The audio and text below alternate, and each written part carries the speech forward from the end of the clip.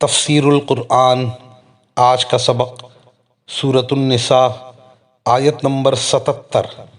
اعوذ باللہ من الشیطان الرجیم، بسم اللہ الرحمن الرحیم۔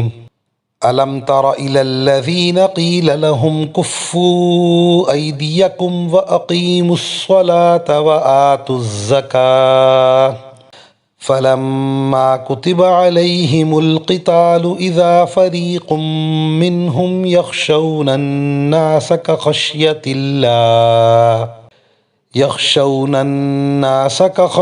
الله أو أشد خشية وقالوا ربنا لم كتبت علينا القتال لولا أخرتنا إلى أجل قريب قل متاع الدنيا قليل والآخرة خير لمن اتقى ولا تظلمون فتيلا۔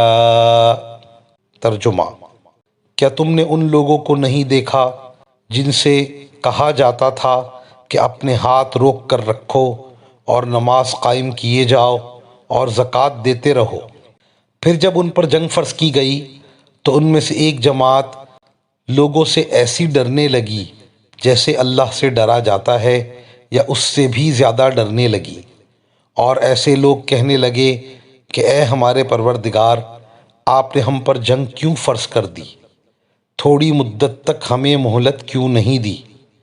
کہہ دو کہ دنیا کا فائدہ تو تھوڑا سا ہے، اور جو شخص تقوی اختیار کرے اس کے لیے آخرت کہیں زیادہ بہتر ہے، اور تم پر ایک تاگے کے برابر بھی ظلم نہیں ہوگا۔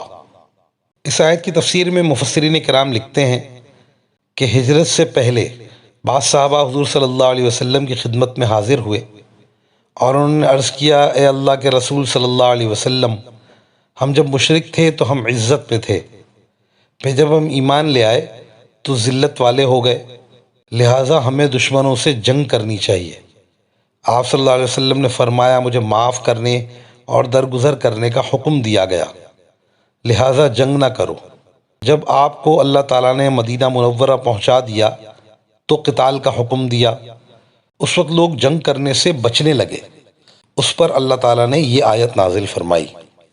مطلب یہ ہے کہ پہلے تو جہاد اور قتال کا شوق رکھتے تھے اور اس کی اجازت چاہتے تھے۔ اس وقت ان سے کہا گیا تھا کہ ابھی قتال نہ کرو، نمازیں پڑھتے رہو، زکوٰۃ دیتے رہو، لیکن جب قتال کا حکم آ گیا، جب قتال فرض قرار دے دیا تو قتال کی خواہش ظاہر کرنے والے لوگوں پر بزدلی سوار ہو گئی۔ بزدلی انسان پر حب دنیا کی وجہ سے طاری ہوتی ہے۔ اگر آخرت کی محبت ہو اور حقیر دنیا سے بے رغبتی ہو تو لڑنا مرنا اور اللہ کے لیے جان دینا سب آسان ہو جاتا ہے۔ ان کا جواب دیتے ہوئے ارشاد فرمایا، قل متاع الدنیا قلیل، کیا فرما دیجئے کہ دنیا کا فائدہ ذرا سا ہے۔ دنیا اول تو پہلے ہی تھوڑی ہے، پھر اس تھوڑی میں سے بھی جس کو ملی ہے تھوڑی سی ملی ہے۔ اس ذرا سی دنیا کی وجہ سے آخرت کی رغبت نہ کرنا ناسمجھی ہے۔ پھر فرمایا، والآخرۃ خیر لمن اتقی، آخرت بہتر ہے اس شخص کے لیے جو تقوی اختیار کرے۔ تقوی اختیار کرنے میں کفر و شرک سے بچنا اور صغیرہ کبیرہ گناہوں سے بچنا سب داخل ہے۔ اہل تقوی کے لیے آخرت ہی بہتر ہے، اور دنیا خواہ کتنی ہی زیادہ ہو، آخرت کی ذرا سی نعمت کے سامنے ہیچ ہے۔ پھر دنیا فانی ہے، اسے ختم ہی ہونا ہے، اور اس کے ختم ہونے سے پہلے دنیا والے ختم ہو جائیں گے، اور آخرت ابد الآباد تک ہے۔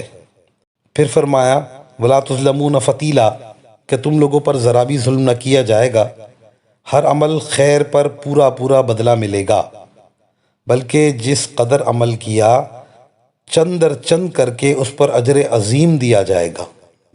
وآخر دعوانا ان الحمد للہ رب العالمین۔